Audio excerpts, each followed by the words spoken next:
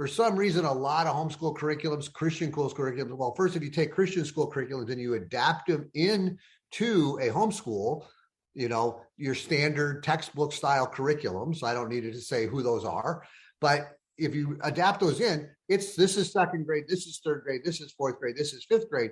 And so you're all over the page, and it's 6 hours a day all over the page for all your kids. Impossible.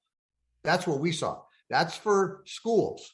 Then you have people who are really smart. So they get a history program, and they write a history program that is so overwhelming, you don't have time for language arts and math and little kids. Okay. So what we did is we wrote for everyone else. We had 6 kids. So we looked at our program and said, okay, mom only has 6 to 8 hours a day. She has laundry. She has other things to do beyond just homeschooling. So how do we organize that? So what's really unique about My Father's World is she wrote what I call a substitute teacher's lesson plan.